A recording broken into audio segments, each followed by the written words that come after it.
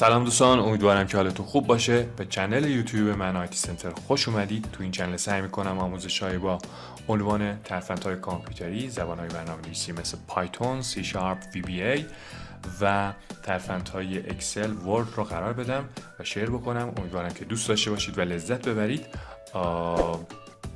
لایک کنید، سابسکرایب کنید چون به من دلگرمی میده آموزش‌های بیشتری رو آپلود بکنم. بریم سراغ آموزش امروزمون از آموزش‌های 70 تابع کاربردی در نرم افزار اکسل.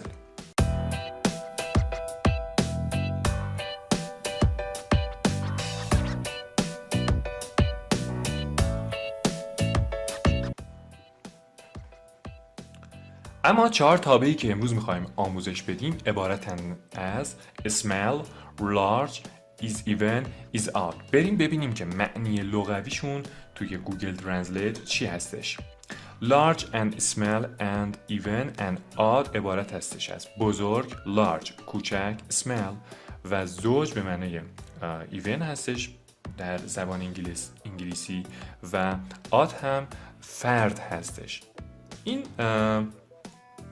معنی لغویش بود. بریم ببینیم که کاربردش توی اکسل چی هستش. small سبب این میشه که من بتونم کوچکترین عددم رو در یک آرای پیدا کنم، در یک جدول پیدا بکنم. لارج به من کمک میکنه تا بتونم بزرگترین عددم رو در یک جدول پیدا کنم. ایز ایون سبب این میشه به من کمک میکنه که بتونم عدد زوج رو تشخیص بدم. ایز آد هم برعکس اون سبب این میشه که بتونم عدد فرد رو درون آرایه و جدول خودم تشخیص بدم. اما مثال و تمرین هایی که میتونیم بزنیم به این صورت هستش. ابتدا یه آرایی رو دارم، تعدادی از اعداد رو در اینجا دارم و مساوی رو قرار میدم و اسمل رو در اینجا تایپ میکنم، پرانتز رو باز میکنم و آرایی خودم رو ابتدا بهش میدم و ممیز رو میزنم. حالا باید بهش بگم که دومین عدد کوچک رو میخوام، سومین عدد کوچک رو میخوام، چندمین عدد کوچک رو میخوام. میگیم دومین عدد کوچک در این آرایه رو به من نمایش بده. اینتر رو میزنم، میگه -10 دومین عدد کوچک در این جدولی که این دیتایی که به من دادی هستش. خب میرم مساوی رو قرار میدم و اسمر رو در اینجا دوباره تایپ میکنم، میگم که دومین نه اولین عدد کوچک رو به من نمایش بده. خب اسمل رو زدم، آرای خودم رو مشخص میکنم از اینجا تا اینجا و کاما رو میزنم. اولین عدد کوچک اینتر -18 هستش.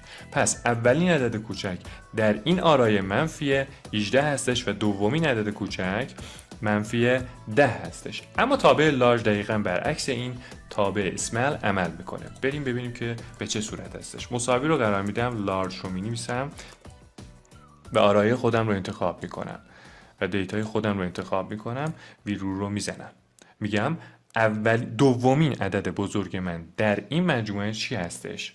اینتر رو میزنم، میگه 33 دومین عدد بزرگ شما هستش.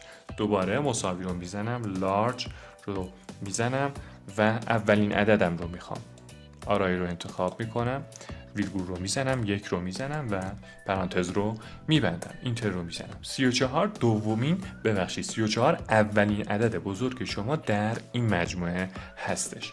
پس با استفاده از توابع اسمل و لارج ما میتونیم کوچکترین و بزرگترین، اونم به دلخواه، به این صورت که کوچکترین دومین عدد کوچک، سومین عدد کوچک در جدول در دیتایی که بهش میدیم رو میره پیدا میکنه. اما توابع is even و is odd به ما چه نتایج رو میتونه بده؟ ابتدا از is even استفاده میکنم. زمانی که میایم از is even استفاده میکنیم، جوابی که به ما میده true یا false هستش. میگه true یعنی اینکه بله این عددی که به من دادی، این دیتایی که به من دادی زوج هستش. ببینیم که به چه صورت هستش. مساوی رو قرار میدم، is even رو میزنم، is even رو انتخاب میکنم. حالا این سلول رو انتخاب میکنم، ازش میپرسم آیا این عددی که تو این سلول وجود داره آیا زوج هستش یا فرد؟ پرانتز رو میبندم و اینتر رو میزنم، میگه true به معنی زوج بودن این عدد درون این سلول هستش. حالا میخوام ببینم که 9 × 4 زوج یا فرده. نکته مهمی که اینجا هستش، همونطور که در بخش‌های قبلی توضیح دادم، یک تابعی وجود داشت به نام تابع اینت که جزء صحیح رو به ما میداد، یعنی اعشاری رو کنار میذاشت و عدد صحیح رو به ما میداد. و اینجا is even میاد جزء صحیح رو بررسی میکنه، یعنی عدد 9 رو بررسی میکنه، نه عدد 9 - 4 رو. عدد 9 رو بررسی میکنه و میبینه که آیا این زوجه یا فرد هستش. خب میکشیم پایین، میشه فالس. میگه عدد 9 که اینجا به من دادی، دیتایی که به من دادی به صورت فالس هستش، یعنی فرد هستش. دوباره برای 15 بررسی میکنیم، دوباره 15 هم فرد هستش و فالس رو برای ما نشون میده. اما میخوایم برای اعداد منفی هم بررسی بکنیم.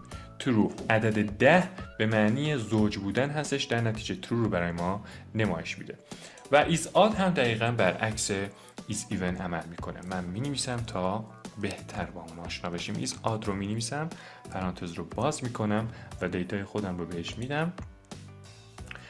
عدد 16 آیا عدد فرد هستش یا نه؟ اگر فرد باشه میگه true، اگر نباشه میگه false. اینتر رو میزنیم. همونطور که ملاحظه میکنی false رو به ما نمایش میده چون عددی زوج هستش.